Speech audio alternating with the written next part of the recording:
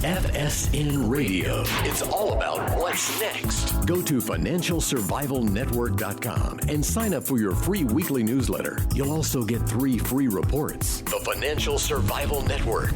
It's all about what's next.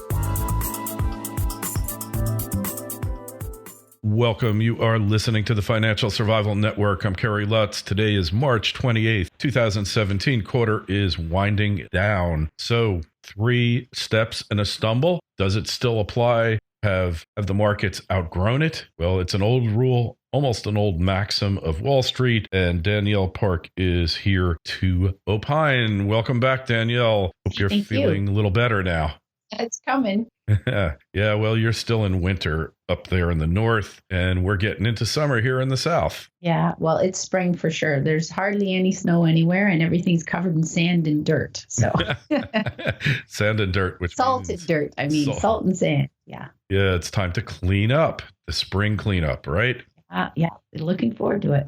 And maybe the markets are finally going to do a spring cleanup of their own. Who knows? Who knows? We're in such bizarre territory in so many of the metrics which have been reliable historically that it's very difficult to know. Just basically you're looking at Fed hikes that have already, they've already gone, and they're in the midst of what they anticipate being another 2 or 3 hikes this year. They've been talking about balance sheet normalization, as you know, in the U.S. Fed, which is, I no doubt they're interested in that. That means they need to offload somehow some, $4 trillion of mortgage-backed securities and loans that they swapped off your banks since 2008 to give credit or give cash into the system. So I have no doubt that the central banks are very committed and focused this late into this cycle of trying to back out of emergency policies. And the question is this time going to be different than other cycles? Because you were mentioning about the adage, was it 3 steps and a stumble, that was typically used to express the reality that once central banks begin into a hiking cycle, you typically do get a pullback in stock markets. Actually, I was writing about that this month in our client letter. And since 1965, the fact is that every time that the central bank has been already into a hiking cycle, couple of steps in, have already hiked a couple of times, and you get the S&P 500 at a new cycle high. When you couple those 2 things, thereafter we had a bear market in the range of 27 to 56% declines every single time since 1965, except for one. And you guessed it, it was in the 3 years before the NASDAQ peak in 2000. So in 96, the S&P hit a cycle high, and they'd already begun their hiking cycle. And the NASDAQ didn't peak until March of 2000 before it fell 80%. So you could say that was an anomaly perhaps that time, but the downside effect ended up being, the worst since 1929. So it's interesting. I think we should watch this very carefully, because we know that the stock market has so far overshot any kind of rational connection to earnings or wages or growth prospects. It's just basically waiting for an excuse to have another bear market. It's certainly overdue. It's certainly every indicator suggests that it should be the next thing up. So we have to kind of see how this goes. And yeah, it's interesting. So we look at our conventional measures of value, and we see that they have no bearing whatsoever, which tells you that the market is kind of in uncharted territory valuation-wise. So then you have to look at other explanations for that, and the inability to make a return elsewhere in the economy, right? There is no, you can't put it into bonds because you get nothing. Your CDs, bank accounts pay you nothing, and you go on and on. Real estate, yeah, you can make a return, but it's illiquid, and you just go down the list, and that's a large reason. And then you have instability in Europe, both in the euro, the currency itself, and the European banks. And so obviously there's been some light to quote unquote safety to the US. So these things have definitely helped feed it. And then you've got central banks buying stocks. Has that ever happened in our lifetimes before, Danielle? Central banks Not buying officially, stocks? not officially, perhaps. I mean, it's certainly been happening in Japan for quite a while now. But, they're at a point where the Japanese central bank owns more than 40% of the government treasury bills over there. So they have a total disaster on their hands because the pensions and insurance companies that need these products to match with their liabilities are not able to get them or holding on to them, don't want to part with them or sell them because there's just not enough supply on the market. Such a total disaster for the real economy, for any productive financial pursuits that need to go on in the free world. They basically here's the problem. You can say, okay, we're in this brave new world, and so none of the financial metrics matter. So my entire training of years of learning how to become a financial analyst is all completely irrelevant in this environment. You can say, well, you're wrong because the prices have gone up. So the fact that your math says that they're not good investments, you're wrong. And I would just simply counter with that doesn't make the assessment of them as poor investment prospects wrong. It makes the fact that we have a highly speculative environment certainly driving the bus here, but it doesn't mean that someone who's trained to actually do math and knows how to assess whether you're getting a fair price for future cash flows, for example, there is math involved in that, right? To figure out whether it's a high probability of positive reward or not. It's not a crapshoot. It's not a flip a coin. It's a long-standing way that we assess these things in the real world. And so the fact that the metrics, I've been in this business a long time now. I've seen these manic cycles more often than I ought to have, given I've been at this just over 20 years. But we've been in this period of what I call the secular bear market since 2000, since the late 90s, essentially, when, basically the central bank decided to support all the banks at all costs to bail out their risk-taking. Long-term capital blew up in 1998. Greenspan and company stepped in. They rescued it. The memo was clear to Wall Street and all the risk takers in the world. You guys go. Don't worry, we've got your back. If you blow up, we're going to make you whole. And that whole mosh pit just became driving the entire, all the decisions, all the policy, rate hike decisions. All of a sudden, it was all about, trying to placate markets, this crazy manic thing. And so here we are today. I'll give you an example. Maybe there's parts of your country where real estate is still a positive cash flow as an investment. As an example, that you can still buy properties in some regions for a decent amount of money where rents still more than cover the upkeep, maintenance, mortgage payment, taxes, all that. But in Canada, that is rarely the case today. In fact, if we look at the numbers, since 2014, there's been a massive jump in the amount of people buying properties, which they say are, quote, investments. So not to live in, but as investments. But in fact, when you look at the math in all those regions, they produce negative carry. So this is the very definition of speculation, right? This is an asset which you're buying, which will take your cash flow to maintain it. So this is the opposite of paying you an income. You're actually paying it to keep it afloat while you're holding it. Why in the world would anyone do that? Well, they do that only when they assume prices are going to go up more than your negative carry in the interim.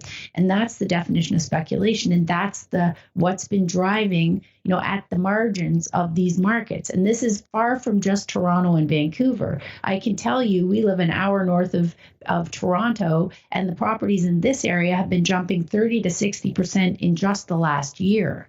And this is a relatively small town. And this story is all across the country. We know that Canadians are the highest indebtedness they've ever had, 170% debt to household income or disposable income, far surpassing you guys at the height of your madness in 2006. I think you got to about 130% debt to disposable income. So we're way past that. And here's the thing that I keep going back to. We have a population that is aging day after day, more elderly people, less people paying into pots of money and programs and, benefits and all these things, and more people taking out, less time to recoup losses when we get into the next bear market. And we've got pensions that are facing the largest deficits they've had to date, Carrie. So if this bubblenomics was actually serving or doing anything other than papering over holes for a while before it all falls apart again, we wouldn't have this huge savings deficit in all the things that matter. So we're at a massive inflection point again in another debt bubble episode. And there's only one way for debt bubbles to resolve themselves, and that's typically in a burst or a sideways deflation, although that's extremely rare. But you could say, well, maybe prices don't have to go down. Maybe they just won't go up for a while, to which I would say, okay, so like 15 to 20 years of sideways stagnant would be sort of required in order to mean revert the excess we're seeing here. And then in the meantime, who's paying the bills, right? Who's gonna put the inflows necessary to maintain all these negative cash flows when governments, your government debt's doubled since the last downturn. If you look at your key sectors, healthcare, the debt in healthcare in America, that sector has added 308% increase in debt of those companies. Technology debt up 332%. The automotive sector, which has been a big growth driver, so to speak, in the U.S. in the last since 2009. You're off the charts, wacko, extend and pretend, negative equity. Your used car prices are all falling because all these leases are coming off and flooding the market with used product. So this is impacting the finance companies again because they have factored in, these end term values that determine what their profit on these leases are. And, your car prices have come down something like 14% in the last 2 years. So this is obviously impacting these leases as they roll off. So it's been a disastrous approach. It doesn't mean math doesn't matter anymore. It doesn't mean that investment metrics are irrelevant. It just means we've been in an episode of financial mania, which has rarely ever seen precedent of this scale. In fact, I would submit this is probably the biggest one ever. And we've had successively larger manias in the past 17 years, but I think this one has truly been the most ubiquitous. It's affected every sector and every asset, and it has made the whole thing more indebted than ever before. Yeah, and I'm not advocating for a gold standard by any stretch. It's never going to happen, so I'm not wasting my breath. But when we did have sound money, at least then, you could only have one bubble at a time. You didn't have multiple bubbles getting blown in the stock market, in student loans. They didn't have student loans back then, but you only could have one at a time, whether it was stock market or real estate. You didn't have a stock market bubble and a real estate bubble. So all of this. And a corporate debt bubble. Yeah, and a corporate debt bubble and a government bond bubble. Yep, all of this is a function of funny money. Right. Here's a question for you. How much do you think it would take in a bear market correction, let's say, to return the S&P, which is the best performing market in the world since 2009, because of all the Fed-led, inflows, cash, and hype that basically went on? The S&P performed the best of all these indices in the world. What do you think it would take to return the S&P today from these all-time highs to where it was at the last cycle peak nearly 9 years ago? I think it's 60%, but don't quote me on it. 30. 30%. 30. Just a 30% bear market decline would take the S&P back to where it was in December of 2007. And here's the kicker for the Canadian market. You'll remember from 2003 to 8, and there was a massive all Canada, all love. We were the star turn because we were the commodities producer, and everyone was madly in love with Canada. And they took Mark Carney and put him into the International Forum for looking over banks. And then he went to the UK and all that good stuff from the Bank of Canada. Well, here's the thing. Guess what it would do? What would we have to lose in Canada to take us back to where we were in the peak of the last cycle? You got me. Less than 2%. And indeed, if we have a run-of-the-mill bear market decline, that regular 30% kind of style that we've seen repeatedly through history, the Canadian market would be back where it was 17 years ago. So this is what I mean. All this sound and fury and throwing debt and throwing credit and expanding and throwing away all the prudent investment rules just creates this mess of extreme overvaluation crash.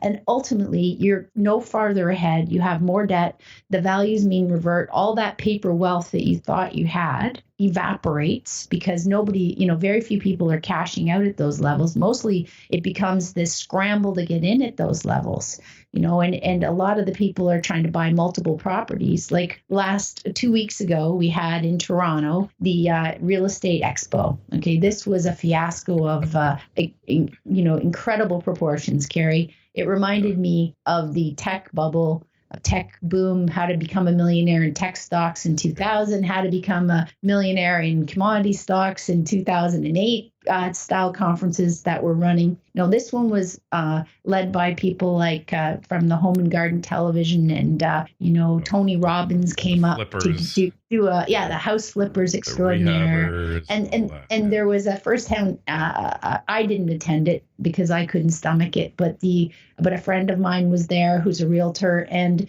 another person did a firsthand account that they wrote called "I Attend the Top of the Canadian Housing Market, so you didn't have to." But this is, people have to read this. This is a character type that is prevalent in these manic phases, where the whole thing is about get in any way you can. Borrow money off your cousin, your aunt, your neighbor, your buddy. If you've each got $100 at work, throw it in, get in. This is the extent of the intellectual discourse that goes on at these so-called guru events. And it's a total disaster because, little people are being sucked in right at the top. Just like, for example, right now, if you look at your fund flow data, ETFs and passive funds have attracted the retail investor again in the past, since Trump was elected, basically the greatest flows we've seen since other cycle peaks. So these are people who ultimately have lost in 2001, lost in 2008-9, stayed away for a long time licking their wounds. And then recently, whatever cash is available, they've said, okay, fine, I'll go back in. And this is all classic top formation stuff. So, how long will this go on? Who knows? But what's driving the world right now is the currency flows. The US dollar has been, increasing against the basket of world currencies. It's up 40% since 2008 against the main currencies.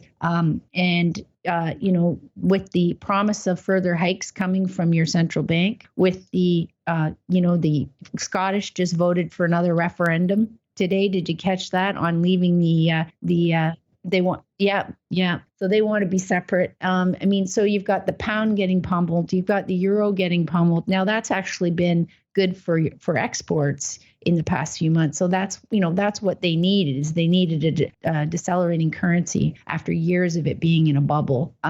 So you've got the pound and the euro falling, and that's helping those economies because they're dependent on exports. But everything else, is weakening. And we've hit peak craziness in terms of consumption of goods and use of credit. So from here, it's very unclear what more can be done by any sort of central bank other than more QE. But as I said, that's already run into like madness squared. And the banks are complaining, and all the financial intermediaries are complaining they can't run portfolios or manage, anything that they're supposed to be doing here with no decent product available and no decent yields. Well, sounds like a fine mess we're in now, Danielle, and let's see what happens. Sounds like it's fairly predictable. Anyway, we'll let you go and rest your voice. Check out Danielle over at jugglingdynamite.com and a regular commentary, and questions, comments, or anything else. Send us an email, kl@kerrylutz.com. That's kl@kerrylutz.com. Check out our site, financialsurvivalnetwork.com. Danielle, feel better, and we'll talk to you in a couple weeks. Thanks, Gary.